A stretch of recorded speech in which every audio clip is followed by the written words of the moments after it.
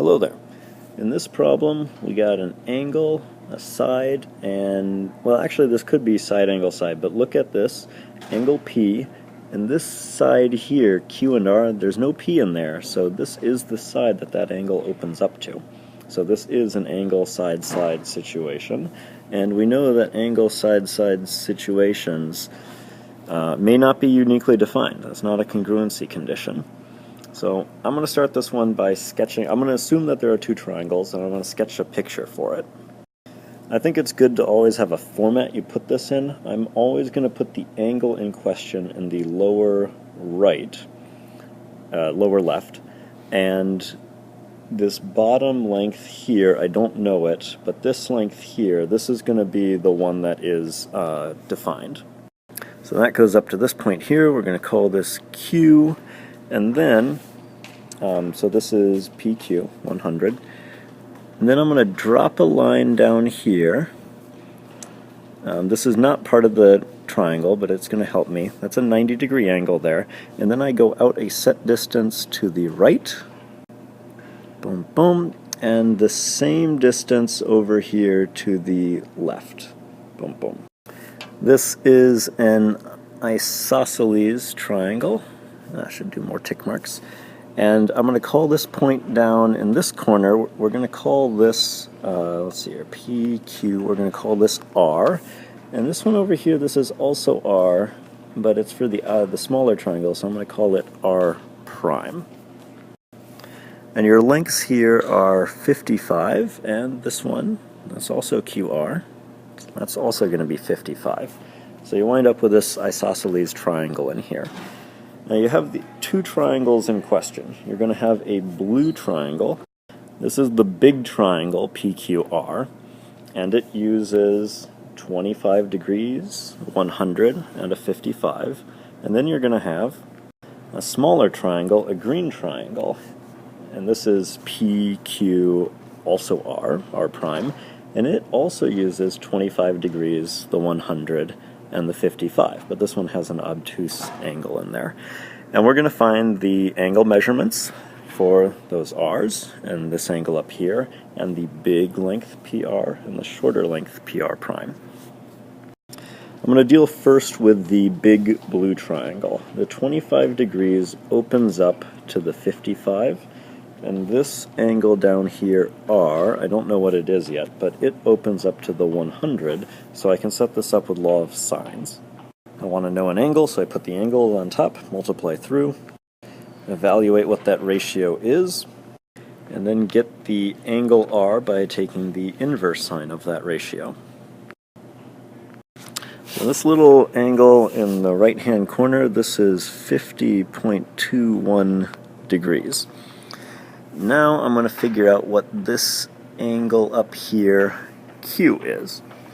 And I can do that by subtracting 25 and my newfound 50.21 from 180. So that's 104.79. I'll put that up here, 104.79 degrees. Now the last thing that I need to know in this blue triangle is this bottom length here, PR. That length is opened up to by the 104.79 degree angle, and this one, remember, there was more to that number, so I'm going to go back and use law of sines using the 25 opening up to that 55. And multiply through, get PR by itself by multiplying this side by sine 104.79, and I'm going to jot that over here. So this big bottom length is 125.83. Okay, that is all the length and angle measurements for the blue triangle. So now I'm going to go back and get the green triangle. The angle that's going to help me is this R prime one that opens up to the 100. So again, this is law of sines. It's actually the same setup as what we did over here. There's a relationship. This angle over here is congruent to this one because the 55, this is an isosceles triangle, and these are the base angles. So knowing that this is 50.21, I can subtract that from 180 to get the supplementary angle over here.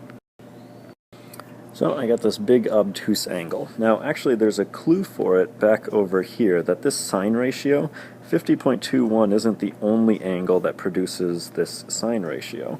You can also get it right here, 50.21, or 129.79 degrees will also do it. So that could lead you into the green triangle from there.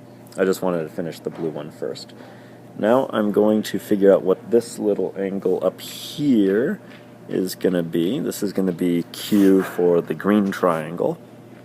I suppose I could, really I should probably call this angle PQR prime, and this R prime I could call that PR prime Q, but I think it's clear when I'm using the colors what's intended with the angles. So do that subtraction, and I get 25.21 degrees. Keep in mind the 104 is this whole thing here. This little sliver is 25.21, so this portion over here is 104 minus that green one, but I don't need to know that sliver over there.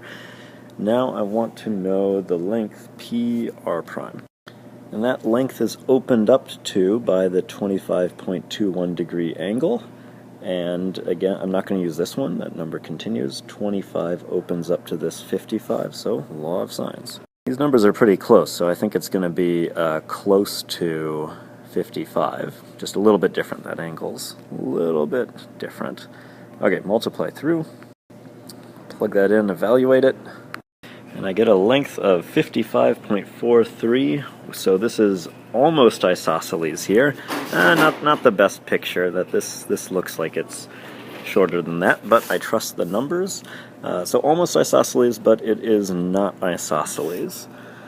Okay, I think, to reiterate, it's tremendously important to have a good picture. The angle, always put that in the lower left-hand corner.